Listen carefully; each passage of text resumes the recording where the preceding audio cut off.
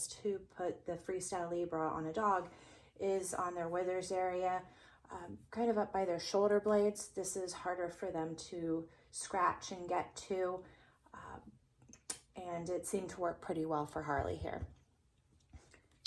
You'll take your clippers and shave off an area just to make sure that there is a smooth surface to adhere the Freestyle Libre to.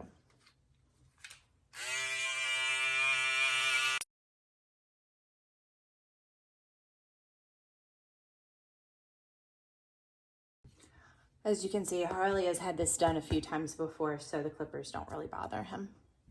If you find that you're having difficulty trying to put this on your dog, you can bring the Freestyle Libre to your vet and they should be able to put it on for you. This is your sensor. Your sensor is kept in this small container. When you are ready, you'll peel the lid back and it will look like this.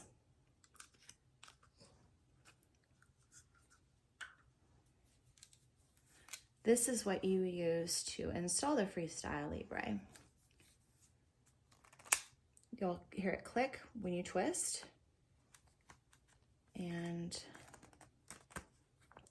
you'll unscrew it.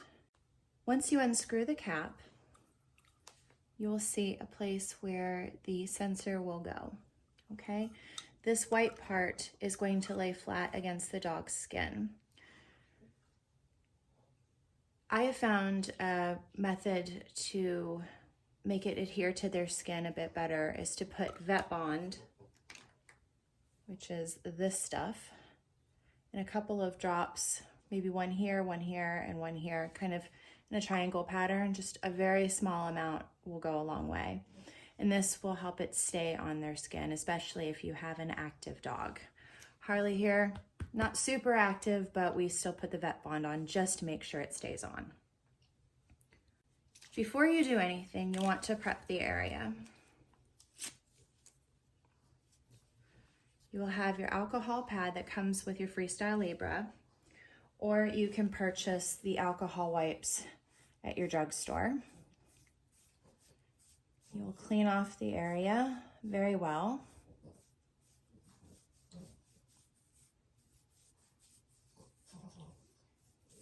While this area is drying, you can get out your vet bond, which is this stuff right here. You'll unscrew the cap. You can see we've used this a few times. You'll take your vet bond and your applicator and put 3 small drops on the applicator around where the sensor will be. Very, very small drops, because if you get too much on there, it will leak over the edge and the applicator will stick to your dog's skin. I've had to pry it off of him before, so warning, it will happen if you put too much on. So a small drop, whoops, try to stay away from where the sensor is going to be. And if it looks like too much, then you can kind of just work its way around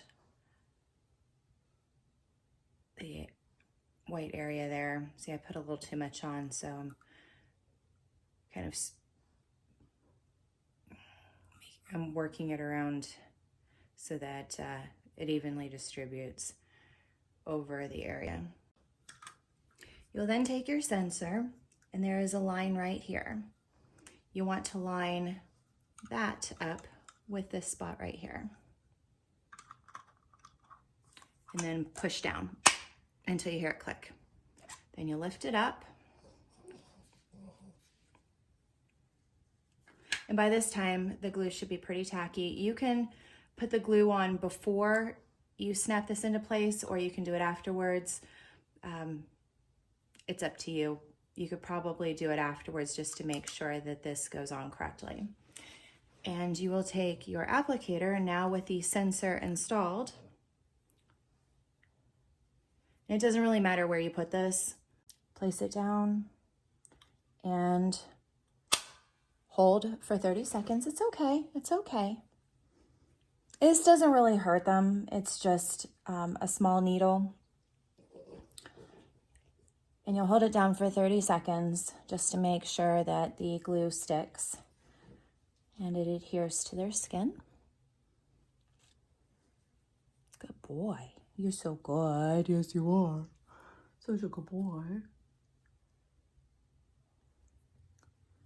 Good boy. Oh, no, don't lay down. Hey, Harley, can you sit up, please? We're just going to move this back then so you can see.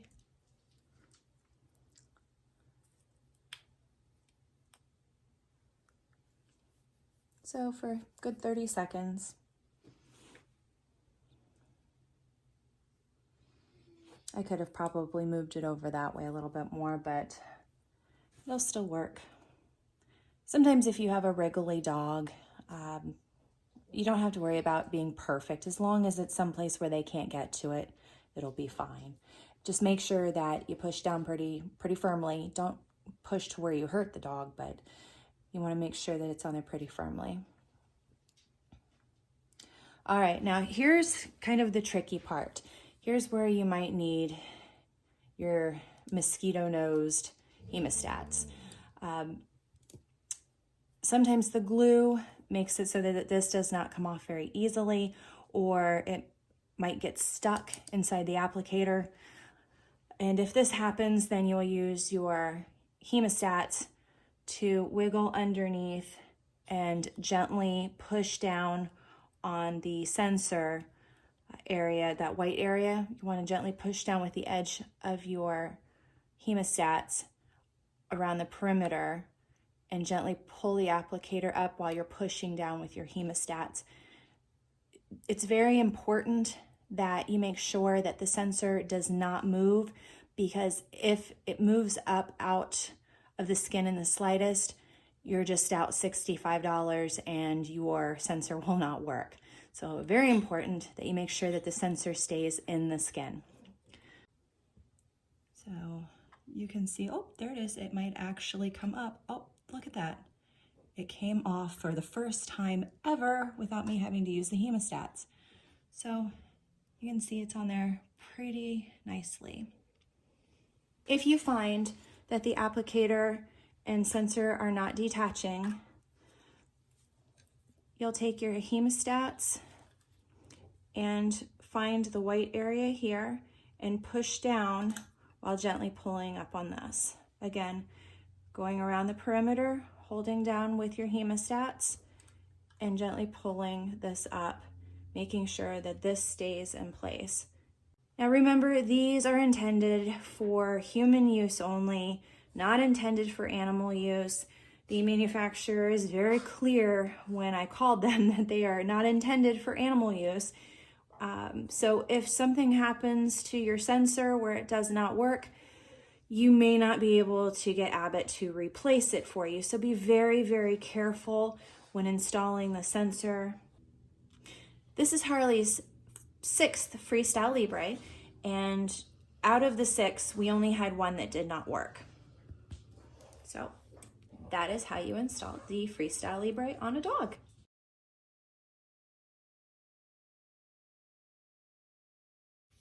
You will next take your Freestyle Libre reader and turn it on and start your new sensor. And it'll look like this.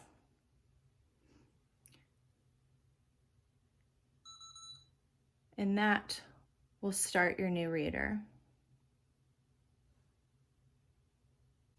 Something that's important to consider is that if you have an iPhone, there is an app that Abbott offers so that you can use it to track your progress, very much like a reader. I've always had the reader and the iPhone app, so I'm not 100% sure that you can set your sensor up without a reader, but I know that if you purchase a reader and you install your iPhone app afterwards, then it works very well. When you are setting up your sensor, if you use the iPhone app first and then you try to use one of these readers, this will not register. It'll say that there's already a device in use and you are not able to use this reader. So I would suggest that if you have both, that when you install your new sensor, you read it first with this reader and then use your app afterwards. That way you can use both. If not, again, you'll just have to use your iPhone app instead of this.